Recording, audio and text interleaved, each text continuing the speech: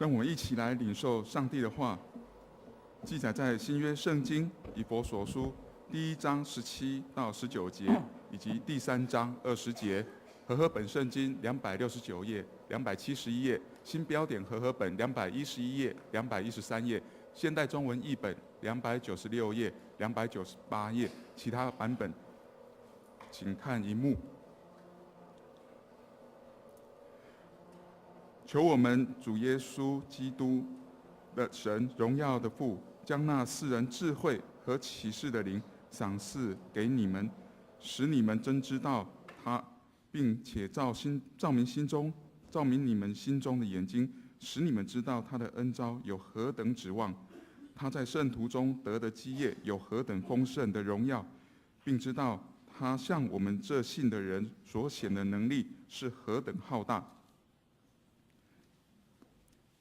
第3章20节，神能照着运行在我们心里的大力，充充足足的成就一切，超过我们所求所想的。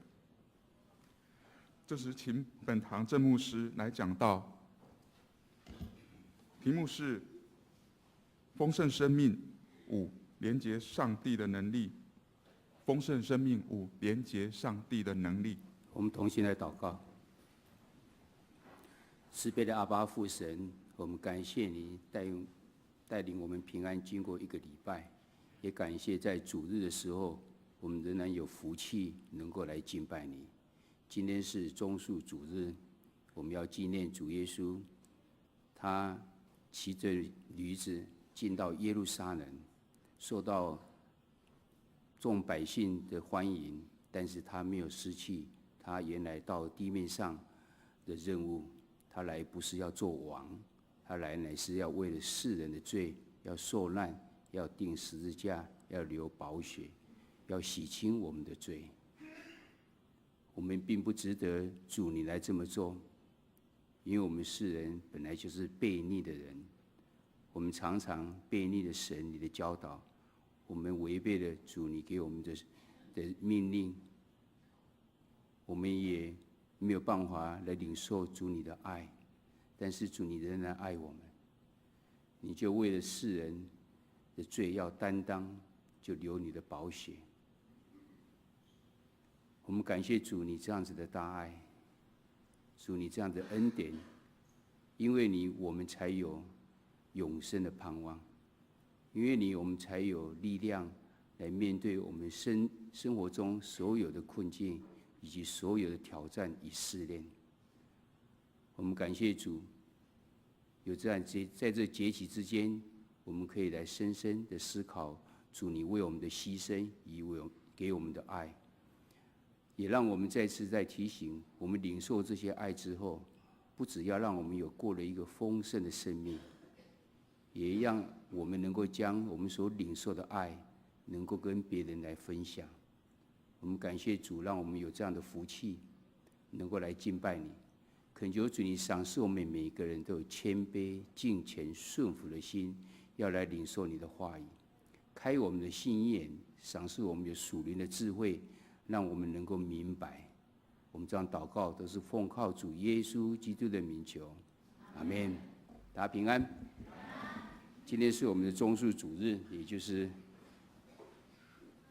在来的这一周，我们就称它为受难周，因为主耶稣为我们降生之后，他在这一周的事情做了最后的交代之后，在礼拜4晚上就被出卖了，然后被抓了，再就受难，然后就钉十字架死，而且下阴间，然后在第3日再复活。我们透过这个节期呢，主要就是在思考，再重新再记得主耶稣对我们的爱是何等的深。那我们在受难周中间呢，有很多的活动，那有的是教会一起来联合办的，也有我们中会办的。我们看周报里面第2页里面就有桃园教会办的一系列的培灵会，也有礼拜5晚上的圣餐、受难日圣餐的礼拜等等这些。当我们经过这些与主一起受难所走的道路的时候，我们在下个礼拜是复活节，我们才能够用欢欣的日子来迎接复活节。因为我们与主一同走过这个受难的日子。那今天我所要讲的这个题目呢，是丰盛的生命里面第5讲，我们要讲到连结上帝的能力。在过去我们已经讲了4讲，这4讲中间呢，一直告诉我们说，神要赏赐给我们一个丰盛的生命。那到底我们如何能够去享受这丰盛的生命呢？我们提到说，我们可以期待我们的梦想呢会实现，因为这个梦想是跟神来结合在一起的，所以神自然会实现它，让它能够实现。但是我们的梦想应该怎样呢？应该是清楚正面的，而且要用神的眼光来看我们自己，而且要不断的信靠主的恩典。第2讲里面呢，我们讲到说，我们要有健康的自我形象，因为我们每一个人都是神所创造最完美的自我，是照着神的形象来造我们的人。神呢，但是因为我们受到我们的整个环境，我们整个社会的污染呢，我们已经不再是起初神所创造的我了，所以我们要脱去旧人，然后以旧人的行为呢，然后我们要穿上新人。这样的话，我们就可以开始接纳神所创造的我，然后怎样，在奠基在神的话语中间，给我们再次的常常给我们肯定。最后，我们要常常在一个健康的信仰团体，就是在教会中间要得到建造。这是第2讲，要有健康的自我形象。第3年，我们讲到要选择合神心意的思想。我们现在的思想呢，我们现在的行为是以前的思想的结果所造成的，所以现在的思想将要影响的我们未来的这些行为。所以我们要享受有这个丰盛的生命呢，我们当然要要合乎神心意的这个思想。而这思想是什么呢？它是一个积极正面的思想，它也是公义圣洁的思想，而且是相信圣经中间所有应许的这个思想。这是第3讲我们所讲到的。上一次我们在讲的时候呢，是讲到忘记背后，努力面前，告诉我们说，我们每个人都会犯不同程度的错，但是我们不要被他所缠住了，被他打败了。因为而且我们要谦虚自己呢，到神的面前求神的饶恕，求神来帮助我们。我们不要活在那个后悔之中，我们应该要承接有这个信心，而这信心永远是现在是从来不会过去的才对。所以我们要努力，要忘记背后，努力面前呢，就是不要被过去所牵绊住的现在跟未来。而且我们要选择呢，今天就是神所赏赐最美好的日子，我们要活在对未来有盼望的中间。到目前为止的时候，我们看到说神要赏赐我们一个丰盛的生命，我们所看到的是上面所讲的这几件事情。我们可以期待跟神，我们的梦想可以跟神来连接起来，就能够实现。而且我们要用新造的我，然后选择合神心意的思想，用忘记背后，努力面前的生命态度去努力。但是，是不是真的就这样就可以享受生命丰盛的生命呢？你有没有发现到这4讲里面，通通是讲到我们人要努力的部分？例如说，我要选择合神的心意，我要忘记背后，我要努力面前，我要成为一个新造的人，要接纳原来的自我，等等这些。那神的力量在什么地方呢？好像到目前为止，我们大多都是在人的努力而已。我们要问神的能力、神的祝福、神的应许到底是什么呢？原来今天的经典呢，就是这样子告诉我们。所以我们今天要学习的是说，我们要如何跟神的能力能够来连结呢？所以我在这边跟大家一起再来看今天的经节里面，我们一起来念一次，来。荣耀的父，将那世人智慧和启示的灵赏给你们，使你们真知道他，并且照明你们心中的眼睛，使你们知道他的恩召有何等指望，他在圣徒中得的基业有何等丰盛的荣，并知道他向我们这信的人所显的能力是何等浩大。这个经节里面告诉我们神的应许、神的能力以及神的祝福。绿色的字是告诉我们，透过灵，这个灵是讲是赐给我们智慧跟启示的灵，也就是透过圣灵呢，我们可以知道什么呢？知道下面这3件事情。第一件事情是他的恩召有何等的指望；第二，他的基业呢有何等丰盛的荣耀；第三，他所显示的能力是何等浩大。所以同时也告诉我们，神恩待我们，神要赏赐我们这么多，但是我们不一定能够忍受到，因为这样，我们没有这个上帝的灵在我们中间，他是赏赐智慧跟启示的灵给我们的。所以我们如何去跟他连结在一起呢？这后面这几个赏赐呢，才会到我们的中间。今天的第二个经节里面呢，是在以弗所书3章20节，我们一起来念：神照着运行在我们心里的大力，充充足足地成就一切，超过我们所求所想。这边所讲说，在我们心里的大力，这个英文里面是说 the power， 就是那个能量。这个能量呢，它要充充足足地成就一切，超过我们所求所想的。而这个能力呢，是从神而来的能力。既然神有这么大的能力，而且前面有这么多的应许，透过圣灵，他是启示我们的，给我们启示，又赏赐我们智慧的灵，我们就应该要享受到神所要赏赐给我们的。但是我们如何去连接他的 power 呢？这是今天我们要一起来学习的。我们先来看神的能力，它的跟它连结的意义到底是什么？我们来看一段经文，是在以斯拉第7章的第6节。这是以斯拉他当初他在如何要回到这个他们的耶路撒冷城如何去重建的时候所讲到的。这边讲到说，这以斯拉从巴比伦上来，他是敏捷的文士，通达耶和华以色列神所示摩西的律法，王允准他一切所求的，是因耶和华他神的手帮助他。这边讲到2件事情。第一件事情告诉我们说，以斯拉他是精通神的律法，意思是怎样？就是他真正的认识他所信靠的神。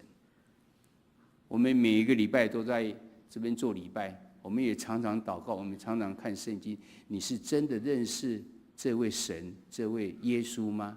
还是你只是普通的知道而已？知道真正的认识，要认识到如何生才算是真正生。你要是没有常常看圣经，你就没有办法100%的认识，你只不过是一个原则上认识而已。以斯拉他是一个真正精通神的律法，所以代表他是非常真正的去认识神。认识神之后怎样？看他所王允准他一切所求，是因为耶和华他神的手帮助他。所以他得到了耶和华的手的帮助，也就是耶和华的能力他已经跟神的能力已经连结到了。这边讲到耶和华的手，就是 the hand of the Lord， 那个是大写的一个 Lord， 就是耶和华神，不是一般的神。神的手跟他怎样帮助了他，也就是他跟神的能力已经连结上了。我们多么渴望神的这个能力也连结在我们身上，我们就能够像以斯拉一样。所以接下来要告诉我们说，我们要如何能够连结上神的能力呢？这边有4点。第一点，我们要建立信心。在4福音中间，耶稣常常跟一些人对话，来祈求耶稣的人跟他讲的时候，都是提到信心。在马可福音第9章23节的时候，讲到一个他的儿子因为有被哑巴的鬼所附着了，所以他来祈求耶稣能够医治他。因为他的儿子每次这个鬼附着他，然后就苦待他，一下跌到火里面、水里面等等，这样非常的痛苦。这时候耶稣就问他说：“你信吗？”然后这边告诉他说：“你若能信，在信的人凡事都能。”因为那一位不是爸爸说：“我信，但是我信不足。”所以耶稣告诉他说：“你若能信，在信的人凡事都能。”不是在信的时候那一件事情可以是凡事都能。我们看到耶稣在新约在4福音中间，他医治很多人的时候，他都不是说你的病得到医治的，他说都说因为你的信，你已经得救了。或者因你的信得到医治的。我们看到这个信实在是非常的重要，而且在马可福音第6章第5节那个地方也讲，那一段那前后段的时候讲到，耶稣回到他的家乡之后，他家乡的人因为不信他，从小看到他长大，这不是那个小孩吗？木匠约瑟的小孩吗？不信他，在第6节的时候就说到一句话说，耶稣就在那里不得行什么异能，英文是 could not。耶稣没有办法做行神迹，为什么？那些人不信他。所以信心呢，跟神跟这个能力呢，中间有很大的关联在。我们再看彼得，当耶稣在加利利海的时候，在风浪很大的时候呢，他们门徒都很害怕他。耶稣就摇醒耶稣的时候，耶稣起来不是问他们说，他已经让这个风浪平静以后，他不是问他说，你们在怕什么？你知道他问什么吗？路加福音第8章25节，耶稣对他们说，你们的信心在哪里呢？当他们在害怕的时候，耶稣所关心的说，你们的信心在哪里？其实呢，恐惧呢，它会吸引了魔鬼，你越恐惧，魔鬼越喜欢你，因为他就很能够，你马上就迷失了。他告诉你一样，你就开始就盲从的跟着他去。信心呢，导致得到神的喜悦。希伯来书第11章第6节说，人非有信就不能得神的喜悦。反过来讲，要得神的喜悦，就一定要有信。所以我们可以知道呢，信心是非常的重要。信心跟能力之间呢，有一个密切的关系在。因为你有信心，你才能够得到能力。就刚才希伯来书第11章第6节所讲，而且因为你有信心，你才会去经历到这能力。耶稣也曾经讲说，你的信心要是小到像芥菜种一样，你甚至可以移山。所以信心跟能力非常的重要在。我们要经历神的大能的时候呢，关键就是在信心。信心的对象呢，不是你希望而信心的对象还有它的中心乃是神，不是自己。你相信怎么样，而是你期待什么样，这有很大的差别存在。我相信我的病一定得医治，这是你的期待，你的盼望。你相信神会照着我最好的情形来医治我，这才是信心。你的对象是在哪里？你的中心是在哪里？你的对象跟中心是在神的话，这才是一个信心，否则就是你的盼望而已。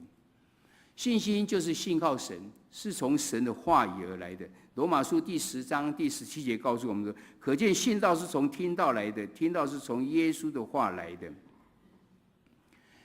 信心从哪边来？是从上帝的话语来的。为什么是从上帝的话语来呢？因为这是充满的应许的，这些是经过2000多年来的时候，每一个人都试着想要反驳到他没有办法反驳的，可见它是一个真的。你只能相信从真理来的东西，经过2000多年都没有被更改过的东西，你要相信它，你就能够产生了这个信心。最近我们正在推动100日读经背经句与神连线，是从10月3号就开始，总共100天，我们的每天要读圣经。那有参加的人，他都有一本这个本子。这本子中间呢，后面这是100天，让你们读过的时候要涂颜色。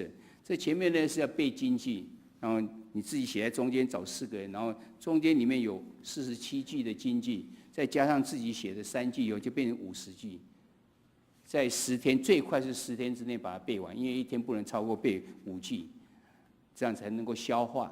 然后这样的背完之后呢，你就与神连线起来了。为什么我们要推动这个运动呢？我们感谢一方面，我们感谢教育部他们推动，其实他是在做我们应该做的事情，只不过他在提醒我们而已。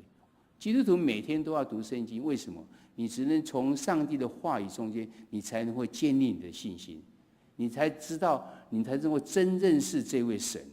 因为圣经里面就是上帝的话语，他在告诉我们，他把他的心意告诉我们，所以你只有看圣经，你才能够了解。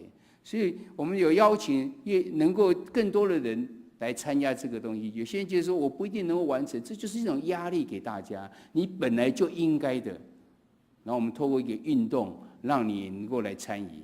我们也感谢神，现在已经有300多位已经参与的。其实我们更盼望所有人都参与，怎么会有些人还没有参与呢？是不是他觉得圣经不需要吗？还是他觉得他好像自己看就好了？有些我相信很多人都是因为说我自己有在看就好了。但是你知道呢，一个运动就是大家参与之后，你就能够产生那种风气，你就能够产生那种文化。每天我们对话的东西，不知道你现在是读的是如何，那种是激励的话，不再是讲八卦，不再是讲一些无聊的事情。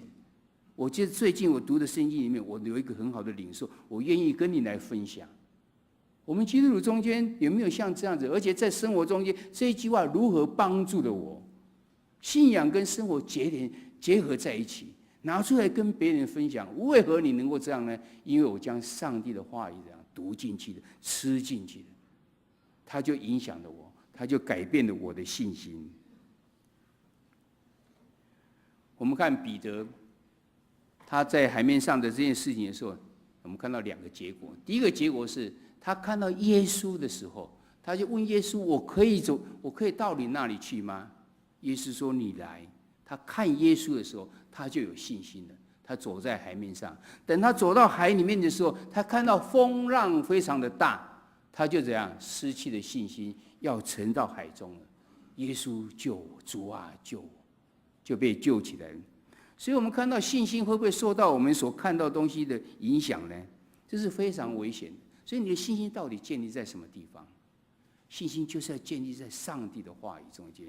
在哥林多后书第5章第7节的时候，保罗也提醒我们，就是说，因为我们行事为人是凭着信心，不是凭着眼见。我们行事为人是凭着信心，不是凭着眼见。因为我们的眼见常常会受到我们自己已经受的这些教育，我们受的价值观等等以后，我们会做出错误的判断。信心乃是不变的，因为你的对象是神，所以是永远不改变的。你不会因为眼睛所看到的而受到了影响。彼得看到海浪跟看到耶稣，结果是完全不一样的。希伯来书第11章第1节，当然很多人都会背，是信心就是所望之事的实底，是未见之事的确据，都是你还没有看到、还没实现的。不管是盼望的也好，还没有看到的一样，都是一样，你还是有确据，你是有把握的，你很肯定的，这个才是一个信心。那你要告诉说，那我要如何建立信心呢？其实信心是一个过程，慢慢一直建立起来。第一个，你要学习在很多小事上要信靠神，不是只有在最大的事情，我要创业，我要经过一个非常困难的时机的时候，主啊，你来帮助我，让我能够信靠你。不在小事上，日常生活中间就一直在盼望，就一直在学习的信靠神。你要是每天有灵修，每天有读经，每天有祷告的时候，那都是在信靠着神。或者是你常常面对选择的时候，主日我应该去做礼拜呢，还是怎样？天气不好，还是在家里休息就好？还是今天我有一个跟朋友一个什么约，我还是去吧？其实你可以晚点去就可以，但是你觉得在这挣扎中间，到底应该如何？有人呼召我要服侍，我到底要服侍还是不要服侍，还是被服侍呢？这些都是小事情。你要是没有在小事情上面就寻求神的心意的时候，你就没有办法建立信心。你要透过你的行道，透过你所看的圣经，你把它实际行出来的时候，你开始就会体验到神的应许跟他的恩典。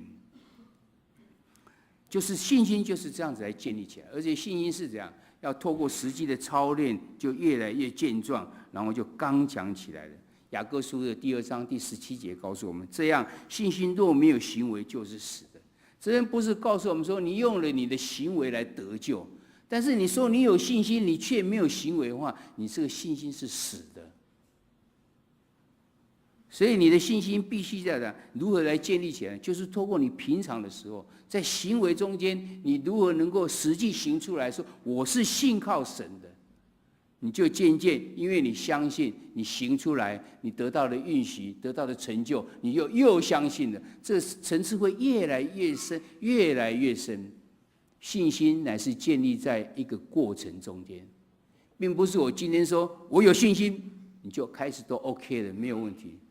No， 你必须要常常去经历到神的应许，你就可以知道有来的试炼，有来的这外面的引诱，这些都是假的，都是不可靠的。只有我信靠的神才是值得信靠的。建立信心是为了什么？为了要得神的喜悦，你才能够得到那能力。第二呢，你要持续的祷告，有了信心，还要加上常常祷告，还要持续的祷告。因为在马太福音第7章第7节到第8节告诉我们：你们祈求就给你们，寻找就寻见，叩门就给你们开门，等等这些，告诉我们是怎样。祷告乃是一种行动，而这行动是告诉我们怎样，我们渴望神，所以我们向神祈求，我们向神寻找，我们向神叩门。你的行动到底在什么地方？你要跟神的能力要能够连接在一起，你没有行动是不行的。最简单的行动就是什么？就是祷告，而且常常祷告，持续的祷告，凡事感恩，凡事祈求。但是我们发现到其实有3种人呢，他不太能够连接上神的能力，都是因为祷告的原因。第一个，他觉得他凡事靠自己，所以他不需要神的帮助，我一切都是靠我自己就好。无神论者就是这样子，他觉得世上没有神啊，所有的事情都是要靠我自己，我成功也是靠我自己，失败也是因为我的原因。真的是这样子吗？我们也讲过说，农夫他把这个稻田所有的事情，他都按时去插秧、去整土，然后插秧、除草等等，这些都有，但他缺了一样东西，让他的稻草没有办法长大。他缺天上给他一个好的天气，下了足够的雨给他。他都努力了，难道他可以说这个稻米长起来就是因为我吗？我们人也是一样，在我们的日常生活中间，你的努力要是没有很多其他的这些的神的帮助，因为环境等等这些帮助，你真的能够成功吗？无神论者或是靠自己，凡是靠自己，你就没有办法领受到神的能力。第二个，你认为神他什么都知道，所以我不必祈求，神自然自动就会加在我身上，是真的是这样吗？圣经中间告诉我们不是这样。你得不到是因为你没有祈求，你祈求又得不到是因为你妄求。我们要是照着神的心意祈求正确的话，神就赏赐给我们。你要是没有祈求，也是会得不到。很多人以为他自己神都知道我的困难，所以我不必求，神自然会帮助我。神怎么知道你需要他帮助呢？第三个，他没有持续的祈求，他祷告完之后没有实现，大概认为说神的时间还没到吧，还是其他，他就把它当作是反正我有祷告了，再来就是责任就在神了啊。其实他也没有将那个认真渴慕的心让神能够看见呢。或者是我们后面还会再提到，我们的祷告要是没有办法成的时候呢，为什么的原因呢？其实有要我们人应该去思考的部分。这3种人呢，很难能够去领受到神的能力，因为他没有办法跟神连接上，他没有办法利用祷告跟神来一起连接的。不要忘了，我们的神是一个回应祷告的神。在马太福音第7章第11节说：“你们虽然不好，尚且知道拿好东西给儿女，何况我们在天上的父，岂不更把好东西给求他的人吗？”给求他的人，你要是没有向神祈求的话，你怎么能够得到呢？第三个，这个祈求持续祷告就代表我们的渴慕的心。第三个是善用困境。我们无论在什么我们无论多成功的时候，我们常常还是会面对很多的挑战、挣扎跟不如意。其实这些困境并不是神降下来，而是允许它发生，而要让我们得到成长。所以让我们要学习到很多的功课。在哥林多前书第10章第13节的时候，神给我们的一些应允，能给我们保证是说，我们所遭遇到的呢，一定是我们能够忍受的。要是没有办法忍受，他就赏赐给我们，开另外一条路给我们，赏赐恩典给我们。你真的认为你所碰到的困境是无法忍受的吗？是神不照顾你吗？ No。神是给你这样成长的机会，要让你更茁壮起来。我们看看耶稣，你觉得耶稣有没有受到试探呢？我们大家都知道，耶稣要出来的时候受了试探，40天在旷野中间受试探。你有没有注意到魔鬼离开他的时候，经节是怎么讲的？路加福音第4章13节，魔鬼用完了各样的试探，就暂时离开耶稣，暂时离开耶稣。表示说，耶稣常常也是受到魔鬼的试探跟魔鬼的攻击，但是神允许它发生，为什么？为了要让我们成长。所以其实从某一个角度来看，你看魔鬼其实也是上帝的工具之一，不是神的心意，但是因为透过这样之后，神允许它发生之后，我们就得到了健壮。你要是能够战胜魔鬼的话，你就得到了成长了。你要是没有战胜魔鬼的话，你就失败了。神是希望我们都能够你要借着神的给你的力量，能够去战胜。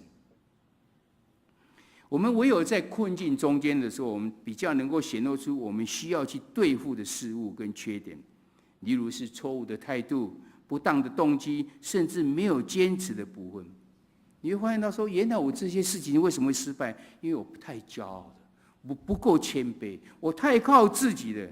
甚至有时候我们的目的不是为了容神益人，也甚至有时候呢，我们忘了神的公义了。我们竟然跟这个社会妥协了，所以我们才碰到了很多个事情。常常在逆境中间的时候，我们才会去思考到这些问题。在逆境跟试炼中间的时候呢，神要我们不要以为奇怪，倒要欢喜快乐，因为耶稣基督陪伴着我们。在彼得前书第4章第12节到第13节说：“亲爱的弟兄们，有火炼的试验临到你们，不要以为奇怪，倒要欢喜，因为你们是与基督一同受苦，使你们在他荣耀显现的时候，也可以欢喜快乐。”遇到困境的时候，我们要欢喜快乐。为什么？因为耶稣陪伴着我们。耶稣陪伴着我们要做什么？借此他要塑造，要炼净，要洁净我们，使我们能够高级到新的境界去。你可以享受到，只有在困境的时候，你可以感受到神跟你同在，因为你觉得你是软弱，你是无助的，你已经没有办法了。但是为什么能够通过这些困境呢？为什么能够过呢？因为神跟你同在，你已经需要神来帮助你的时候，你能够去经历到神跟你同在的这个喜乐在。大卫的时候，他碰到了很多的困境，我们从旧约中看了很多，但是他的经历是这样：终身依靠神。在诗篇第31篇第15节的时候，他说：“我终身的事在你手中，求你救我脱离仇敌的手和那些逼迫我的人。”英文里面是讲说 “my times”， 我的所有的时间。time 本来没有加 s 的，但是他讲 my times， 好几个译本通通是这样子讲。他表示说，我所有的一生，我所有的时光，我所有的一生，我所有的终身，都在神的手中。包括我在困境的时候，包括我在受试验的时候，包括我是在逆境的时候。我们有这样子的感受到吗？你以为说你碰到困境、碰到逆境是神离开你了吗？神不帮助你的，神已经离开你了。不，神是借着这些要让你得到成长，因为上帝是不受自然力的限制的，他是在等候和他计划中间最适当的时间。其实我们的事情要是没有得到，觉得事情好像没有照我们的盼望能够在实现的时候呢，这代表两个可能。第一个可能，因为它不合神的心意，或者是它不是最好，都是同样意思。因为我们有一个固定的，我们讲说希望如何，但是神说我要给你更大的超过你所求所想的所以当然不会照着你所想的来实现，或者是不合神的心意。第二个原因是这样，我们还没有准备好，神在等我们，神在等我们，不是我们在等神。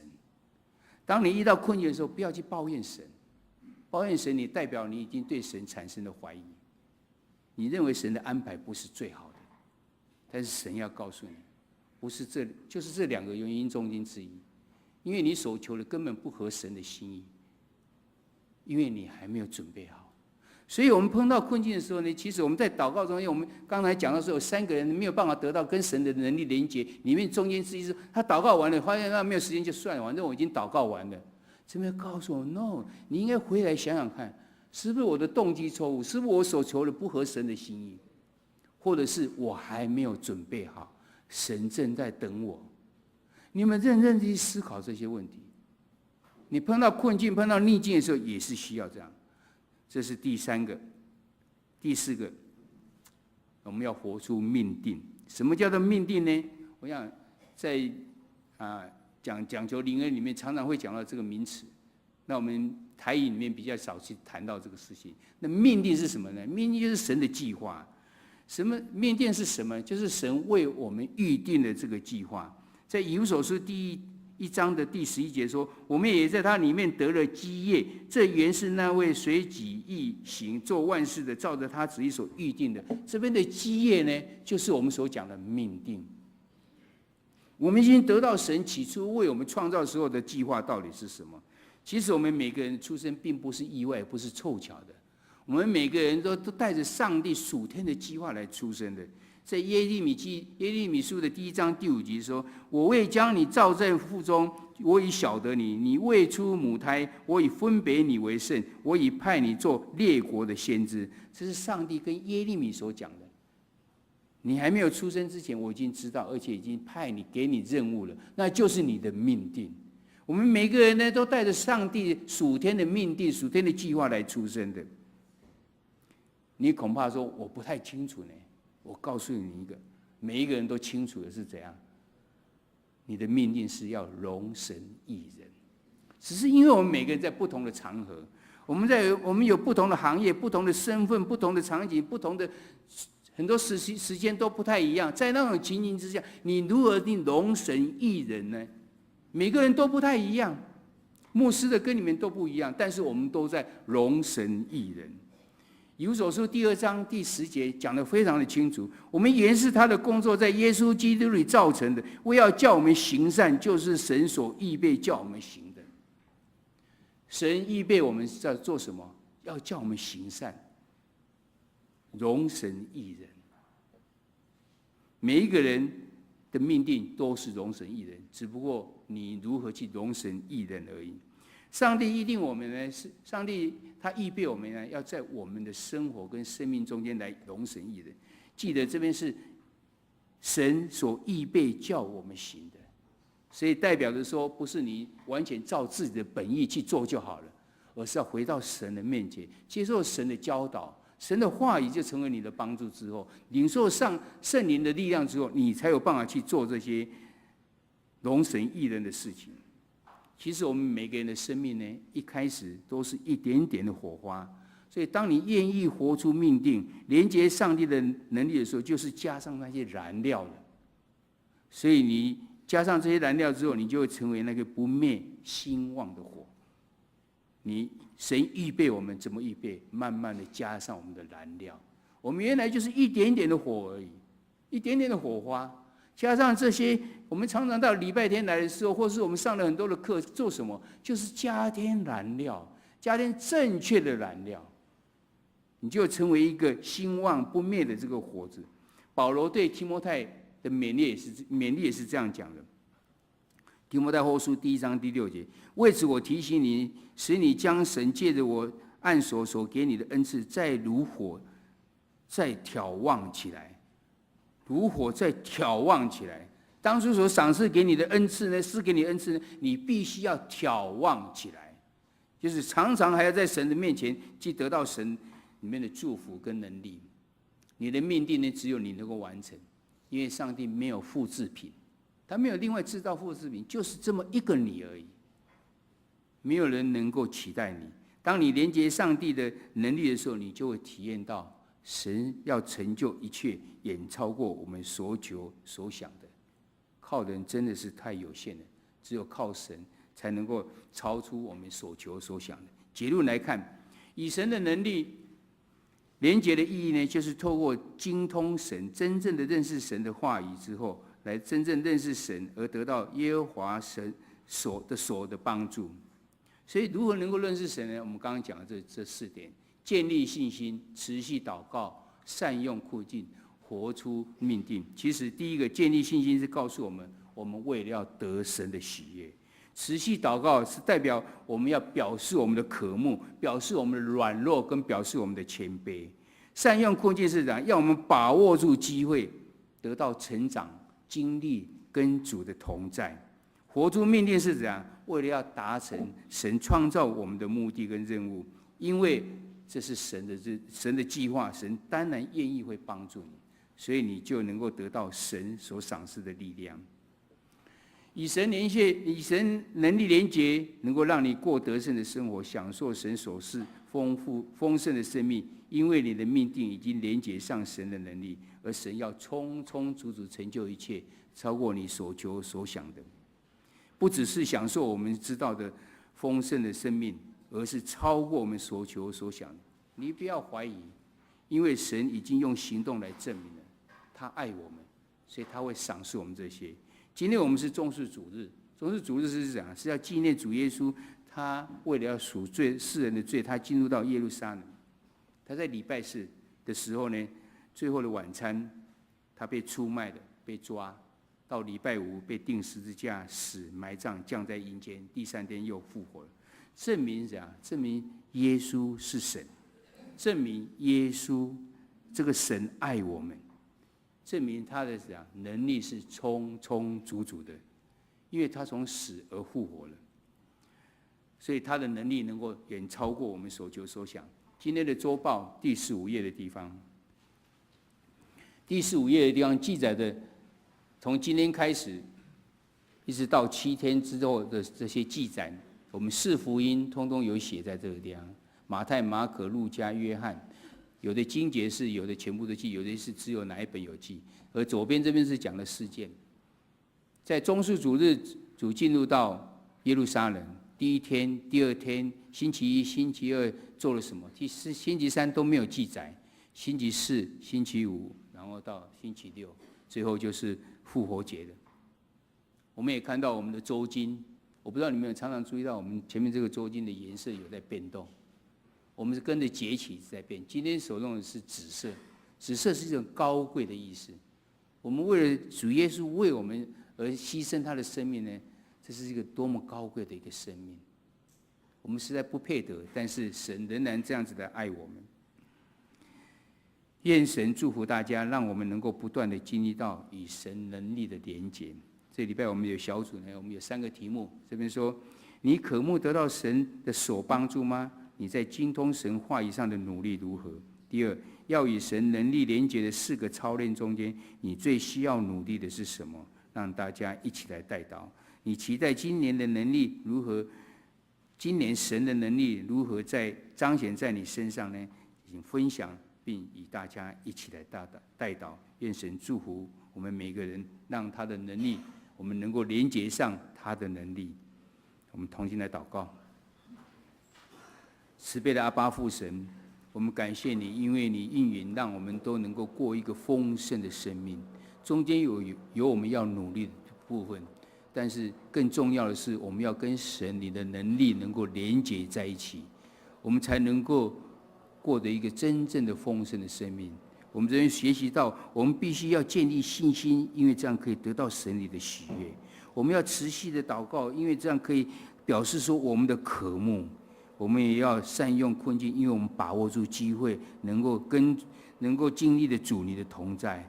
我们要活出我们的命定，因为这是神你创造我们的目的。